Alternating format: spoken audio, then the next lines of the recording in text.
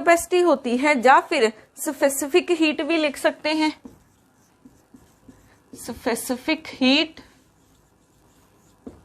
तो हमारे पास ये क्या होती है, अगर मैंने किसी सिस्टम का, ठीक है, किसी सिस्टम का 1 डिग्री, 1 केल्विन भी बोल सकते हो, 1 केल्विन या फिर 1 डिग्री टेम्परेचर राइज करना है, तो मुझे कितनी हीट की जरूरत पड़ेगी। ठीक है, एक सिस्टम का हमने 1 डिग्री टेम्परेचर इंक्रीज करना है, तो मुझे कितनी हीट की जरूरत पड़ेगी कि उस सिस्टम को देने के लिए कि उसका 1 डिग्री टेम्परेचर इंक्रीज हो जाए।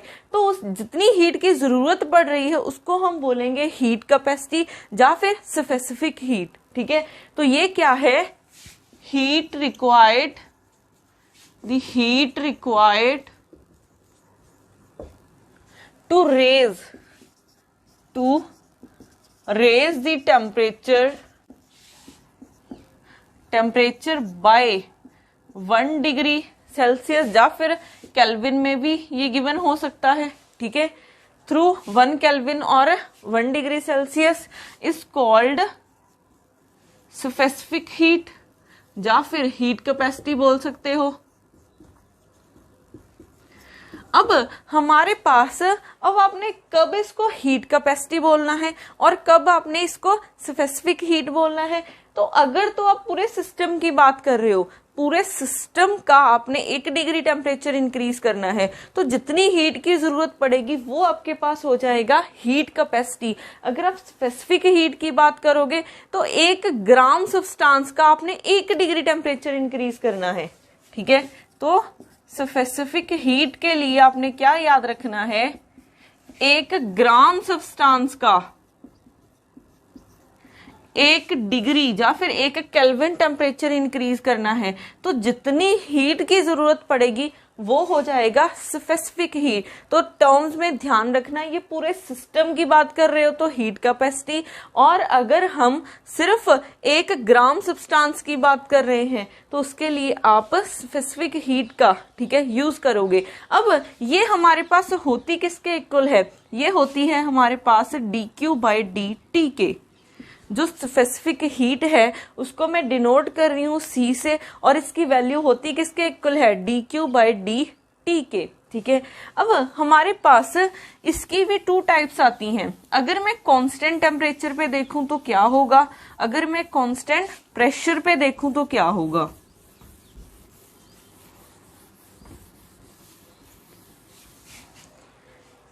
यहां पे देखो, अगर हम कांस्टेंट प्रेशर, कांस्टेंट वॉल्यूम पे देखें या फिर कांस्टेंट प्रेशर पे देखें तो क्या होगा। अगर हम कांस्टेंट वॉल्यूम पे देख रहे हैं तो ये क्या हो जाएगा, dQ/dt एट कांस्टेंट वॉल्यूम हो जाएगा। अगर हम कांस्टेंट प्रेशर पे देख रहे हैं तो क्या हो जाएगा, dQ/dt एट कांस्टेंट वॉल्यूम पे हो जाएगा। ठीक है, तो ये टर्म्स आपने याद रखनी है। ये जो इसका एक्सप्रेशन है, ठीक है, स्पेसिफिक हीट का, ये हमारे पास पूरी थर्मोडायनेमिक्स में या फिर स्टैटिस्टिकल फिजिक्स में बहुत यूज होता है, तो ये आपके लर्न होना चाहिए। अब उसके बाद हमारे पास आता है वर्क डन। क्या होता है वर्क डन, क्या होता है, आपने पढ़ा हुआ है कि अगर आप +1 +2 में पढ़ा होता है कि वर्क डन किसके इक्वल होता है, change in work done force into displacement. अब थोड़ी सी हमने क्या किया, थोड़ी सी फोर्स लगाई। ठीक है, हमने थोड़ी सी फोर्स लगाई, अगर डिस्प्लेसमेंट हो रही है तो हम बोलते हैं कि कुछ वर्क डन हो रहा है। ठीक है, तो वर्क डन की डेफिनेशन, एक्सप्रेशन क्या होता है, फोर्स इनटू डिस्प्लेसमेंट। अब हमारे पास एक प्रेशर और फोर्स का रिलेशन होता है। अगर आपको याद हो कि प्रेशर किसके इक्वल होता है, फोर्स पर यूनिट एरिया। ठीक है, force per unit area, force unit area में कितनी लग रही है उसको हम बोलते हैं प्रेशर। तो यहां से फोर्स की वैल्यू निकाल लो, फोर्स हो जाएगा प्रेशर इंटू एरिया। ठीक है, फोर्स किसके इक्वल हो जाएगा, प्रेशर इंटू एरिया। तो ये वाली वैल्यू यहाँ पे पुट कर दो, dW is equal to pressure into area into dx। ठीक है, अब यहाँ पे देखो, area into dx, area into length, हमारे पास क्या हो जाएगा, वॉल्यूम। अगर ये स्मॉल डिस्प्लेसमेंट है तो यहाँ पे स्मॉल वॉल्यूम आएगा, तो मैं इसको लिख सकती हूँ d P तो है ही, इसको क्या लिखेंगे dV।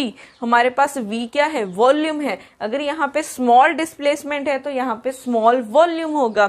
अब तक हम ये वाला फॉर्मूला यूज कर रहे थे वर्क डन का, फोर्स इनटू डिस्प्लेसमेंट, बट अब हम स्टैटिस्टिकल फिजिक्स या फिर थर्मोडायनेमिक्स में कौन सा फॉर्मूला यूज करेंगे, ये वाला, dW is equal to P into dV। ठीक है, तो वर्क डन किसके इक्वल हो जाएगा, P इंटू dV के। ये बहुत इंपॉर्टेंट फॉर्मूला है। अब यहाँ पे हम कुछ टर्म्स करते हैं, जैसे हमारे पास एक होती है एक्सपेंशन, एक होती है कंप्रेशन। ठीक है, एक होती है हमारे पास एक्सपेंशन, एक होती है कंप्रेशन।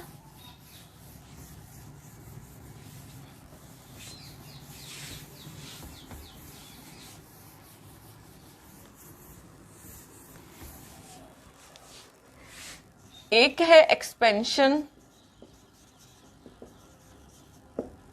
ठीक है, एक है कंप्रेशन। तो ये दो टर्म्स क्या है, अगर हम एक्सपेंशन की बात कर रहे हैं मींस सिस्टम एक्सपैंड हो रहा है। जैसे ये सिस्टम है, सपोज कर लो, ठीक है, यहाँ पे पहले ये सिस्टम ऐसे था, ठीक है, आपने क्या किया हुआ था, यहाँ पे कोई प्रेशर लगा के यहाँ पे एक पिस्टन लगाई हुई है। ठीक है, पिस्टन, आप इसको पिस्टन को क्या बोल सकते हो कि आपने इसको बंद करने के लिए कुछ फोर्स लगा के, ठीक है, कोई चीज रखी हुई है। अब यहाँ पे इतना हमारे पास वॉल्यूम है सिस्टम का, ठीक है, इसको हम डिनोट कर रहे हैं V1। अब अगर सिस्टम एक्सपैंड हो रहा है, एक्सपैंड होने का क्या मतलब है कि ऊपर की तरफ जाएगा। ठीक है, एक्सपैंड होने का मतलब है कि ये सिस्टम हमारा इतना ऊपर की तरफ जाएगा। तो ये अब यहाँ पे पहुंच गया, अब ये ऐसे पहुंच गया, पहले इतना था V1, अब ये इतना हो गया है, तो ये इतना वॉल्यूम हमारे पास क्या हो जाएगा, V2 हो जाएगा। तो यहाँ पे है चेंज इन वॉल्यूम, तो चेंज इन वॉल्यूम किसके इक्वल हो जाएगा, dV is equal to V2 minus V1 लिखेंगे। ठीक है, चेंज इन वॉल्यूम किसके इक्वल हो जाएगा, इतना हुआ है माइनस पहले कितना था, इतना, तो हमारे पास इतना चेंज हुआ है dV, ये किसके इक्वल हो जाएगा, V2 माइनस V1 के। तो हमारे पास वर्क डन किसके इक्वल हो जाएगा, P इंटू dV की वैल्यू V2 माइनस V1, यही हो जाएगा एक्सप्रेशन। अब यहाँ पे देखो, ये जो एक्सप्रेशन आया है ये पॉजिटिव आया है कि नेगेटिव आया है। अब यहाँ पे V2 ज्यादा है, ठीक है, V2 हमारे पास ज्यादा है एज कंपेयर टू V1, तो ये वाली जो क्वांटिटी है ये ओवरऑल क्या रहेगी, पॉजिटिव रहेगी, और प्रेशर तो ऑलवेज पॉजिटिव ही होता है। तो हमारे पास ये ओवरऑल क्वांटिटी क्या रह रही है, पॉजिटिव। तो जब भी हमारे पास एक्सपेंशन होती है तो हमारे पास वर्क डन क्या होगा, पॉजिटिव होगा, इसका ध्यान रखना है, ये क्या होगा, पॉजिटिव होगा। अगर हमारे पास एक्सपेंशन हो रही है सिस्टम की तो ये क्या होगा, वर्क डन पॉजिटिव होगा। आप इसको एक और लैंग्वेज में भी बोल सकते हो, अगर सिस्टम एक्सपैंड हुआ है, ठीक है, अगर सिस्टम एक्सपैंड हुआ है, ये पार्टिकल्स अपने आप एक्सपैंड हो रहे हैं ना, पार्टिकल्स को खुद वर्क करना पड़ रहा है, कोई और तो नहीं वर्क कर रहा है सिस्टम को एक्सपैंड करने के लिए, तो यहाँ पे सिस्टम के पार्टिकल्स को काम करना पड़ेगा। तो यहाँ पे जो वर्क डन होगा वो बाय द सिस्टम होगा, बाय द सिस्टम होगा। अगर किसी सिस्टम ने एक्सपैंड होना है तो उसके पार्टिकल्स को ही, ठीक है, वर्क करना पड़ेगा।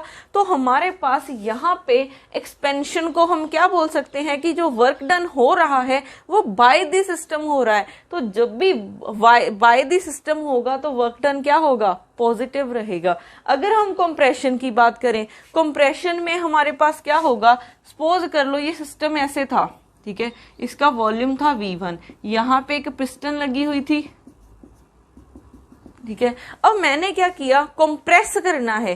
कंप्रेस करने के लिए क्या करूंगी मैं, ये पिस्टन को, इसके ढक्कन को बोल सकते हैं, इसको क्या करूंगी, थोड़ा सा फोर्स लगाना स्टार्ट करूंगी, इसको नीचे की तरफ दबाना स्टार्ट करूंगी। तो अगर मैंने इस पे फोर्स लगाई नीचे की तरफ तो ये कुछ ऐसे बन गया, पहले ये इतना था, ठीक है, V1, अब ये इतना पहुंच गया है, ठीक है, अब ये क्या हो गया है, V2। तो हमारे पास चेंज कितना हुआ है, चेंज हुआ है इतना, तो dV किसके इक्वल हो जाएगा, ये हो जाएगा हमारे पास V2 माइनस V1 के, ठीक है।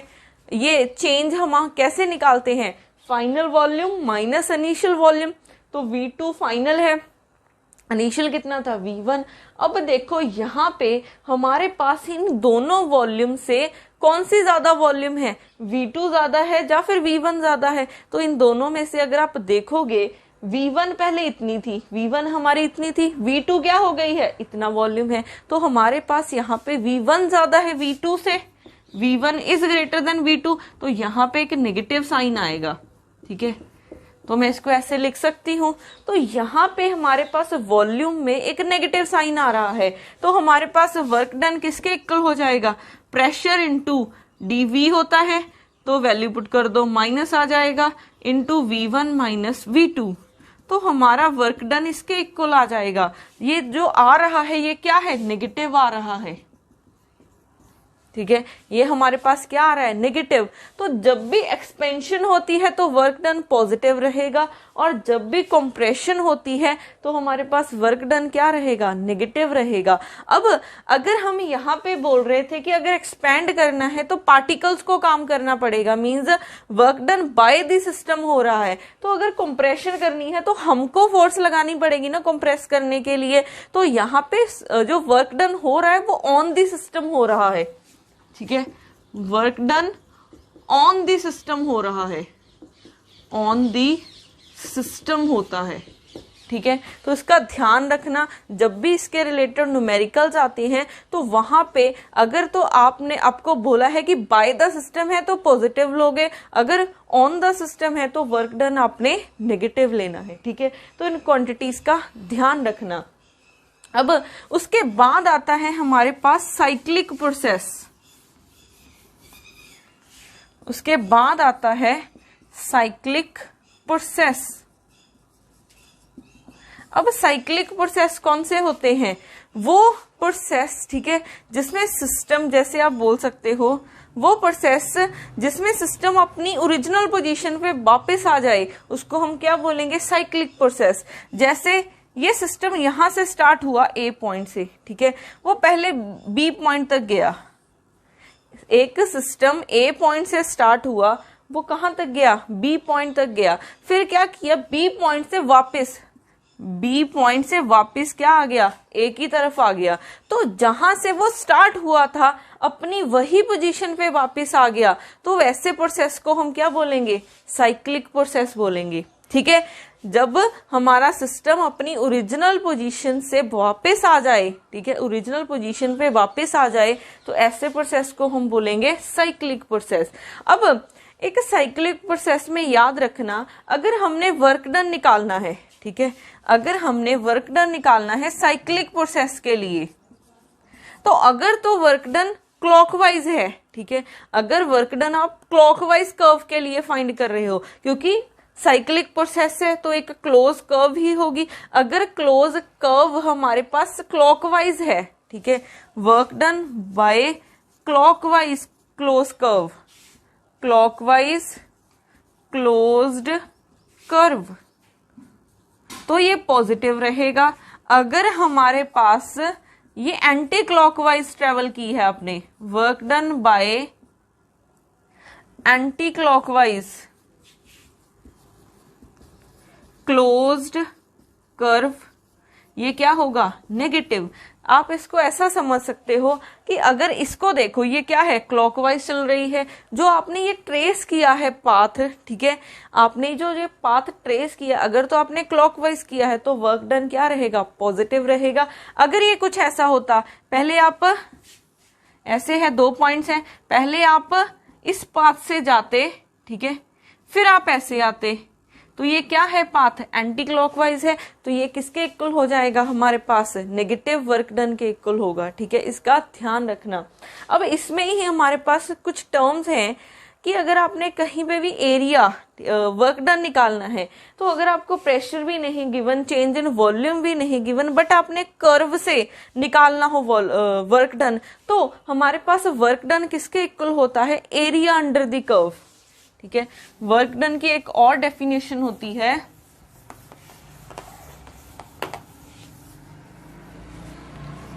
वर्क डन किसके इक्वल होता है, area under the curve, area under the curve. जैसे ये कर्व है कोई, ठीक है, इस तरफ वॉल्यूम है, इस तरफ प्रेशर है, तो सपोज कर लो ये कर्व थी आपके पास, ठीक है, आप ए पॉइंट से बी पॉइंट की तरफ गए, आप ए पॉइंट से बी पॉइंट की तरफ गए, ए पॉइंट से बी पॉइंट की तरफ गए, तो आपने फाइंड करना है कि आपने कितना वर्क डन किया है। तो आप कैसे फाइंड करोगे, इस कर्व का एरिया अंडर द कर्व निकाल लो, इसका एरिया अंडर द कर्व क्या हो जाएगा, वर्क डन हो जाएगा, ठीक है। तो कर्व से कभी भी वर्क डन निकालना हो तो उस कर्व का एरिया अंडर निकाल लेना, ठीक है, एरिया अंडर द कर्व आपके पास क्या हो जाएगा, वर्क डन हो जाएगा। तो इन टर्म्स का ध्यान रखना कि एक्सपेंशन में क्या हो रहा है, कंप्रेशन में क्या हो रहा है।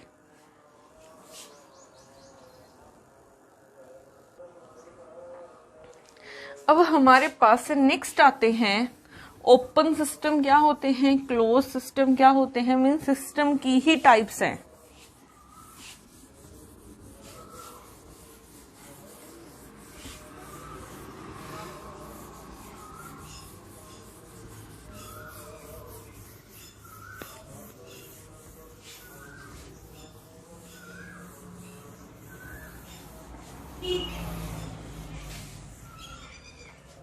नेक्स्ट है टाइप्स ऑफ सिस्टम। अब हमारे पास सिस्टम 3 टाइप्स का होता है। फर्स्ट है ओपन सिस्टम, सेकंड है क्लोज्ड सिस्टम, ठीक है, फर्स्ट है ओपन सिस्टम, फिर है क्लोज्ड सिस्टम, उसके बाद थर्ड आता है इंसुलेटिंग सिस्टम, इंसुलेटिंग सिस्टम। अब देखो हमारे पास ओपन सिस्टम क्या होता है, ओपन सिस्टम मींस ऐसा सिस्टम जो हमारे पास सराउंडिंग में नंबर ऑफ पार्टिकल भी चेंज कर रहा है और एनर्जी भी चेंज कर रहा है, या फिर हम बोल सकते हैं it changes matter and energy, ठीक है, matter and energy with the surrounding, with the surrounding। तो ऐसा सिस्टम, ठीक है, जो कि मैटर भी एक्सचेंज कर रहा है और एनर्जी भी एक्सचेंज कर रहा है सराउंडिंग के साथ, उसको आप बोलोगे ओपन सिस्टम। फॉर एग्जाम्पल जैसे आप चाय बना रहे हो, ठीक है, चाय बनाते समय अगर आप जो कंटेनर में बना रहे हो उस पर आपने ढक्कन नहीं दिया है तो आपके पास क्या होगा, जो जब वो वाटर बॉयल हो जाएगा तो जो हमारे पास वेपर्स हैं वो क्या है, अगर आपने ढक्कन नहीं दिया तो वो सराउंडिंग में चले जाएंगे ना, तो एनर्जी भी एक्सचेंज हो रही है क्योंकि वो वेपर्स क्या है, पार्टिकल्स ही हैं, तो हमारे पास पार्टिकल्स मैटर भी सराउंडिंग के साथ एक्सचेंज हो रहा है, तो ऐसे सिस्टम को आप बोलोगे ओपन सिस्टम। अब हमारे पास क्लोज सिस्टम क्या होगा, ये सिर्फ एनर्जी एक्सचेंज करेगा, मैटर एक्सचेंज नहीं करेगा। कैसे, अगर आप उस कंटेनर के ऊपर ढक्कन दे दोगे, ठीक है, तो हमारे पास कोई भी वेपर बाहर नहीं जाएगा, बट कुछ एनर्जी एक्सचेंज होती रहेगी, कुछ एनर्जी सराउंडिंग के साथ एक्सचेंज होती रहेगी, बट आपके पास जो मैटर है अंदर वाला कंटेनर के इनसाइड जो मैटर है वो सराउंडिंग के साथ एक्सचेंज नहीं होगा। अगर आप कुछ टाइम बाद देखोगे, ठीक है, वो ढक्कन के ऊपर हमारे पास वेपर्स लगे रहते हैं, वो वेपर्स क्या करते हैं, जो हमारे पास नीचे से आए थे, अगर तो ढक्कन नहीं है तो वो सराउंडिंग में चले जाएंगे तो वो ओपन बन जाएगा, अगर ढक्कन है तो वो मैटर अंदर ही रह जाएगा तो वो क्या बन जाएगा, क्लोज। तो इट एक्सचेंज ओनली एनर्जी, ठीक है, नॉट चेंजिंग, नॉट एक्सचेंजिंग बोल सकते हो matter, not exchanging matter with surrounding, with surrounding, ठीक है। उसके बाद है इंसुलेटिंग सिस्टम। अब ये इंसुलेटिंग सिस्टम हमारे पास क्या होता है, जो ना तो एनर्जी एक्सचेंज कर रहा है और ना ही मैटर एक्सचेंज कर रहा है, तो ये क्या हो जाएगा हमारे पास, it neither it neither exchange energy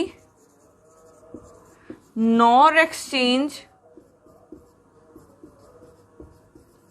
matter, ठीक है, विद सराउंडिंग। तो ये ना तो एनर्जी एक्सचेंज कर रहा है और ना ही मैटर एक्सचेंज कर रहा है सराउंडिंग के साथ, तो ऐसे सिस्टम को आप क्या बोलोगे? इंसुलेटिंग सिस्टम, ठीक है। तो ये सिस्टम भी आपको पता होने चाहिए कि ओपन सिस्टम क्या होते हैं, क्लोज सिस्टम क्या होते हैं और इंसुलेटिंग सिस्टम क्या होते हैं। अब उसके बाद हम करते हैं थर्मोडायनेमिक्स के, हमने 3 लॉज करने हैं, ठीक है, जिसमें हम फर्स्ट लॉ करते हैं, जिसमें फर्स्ट लॉ है हमारे पास, फर्स्ट लॉ ऑफ